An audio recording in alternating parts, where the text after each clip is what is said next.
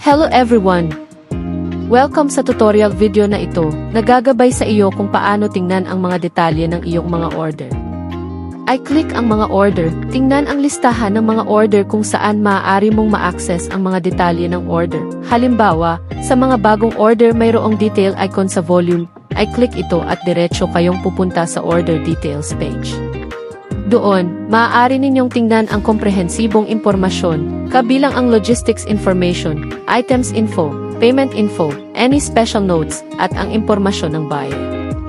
Ang ating order log feature ay kasalukuyang suportado sa mga platform tulad ng Shopee, Lazada, at TikTok, at sumusuporta rin sa mga manual orders, post-retail orders, at messenger orders.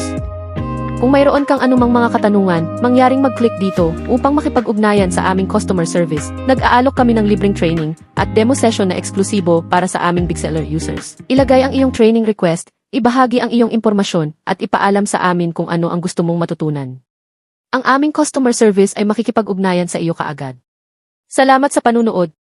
Huwag kalimutan mag-like, subscribe, at manatiling nakatutok para sa higit pang mga upgrade at feature sa Big Seller. Magkita-kita tayo sa susunod.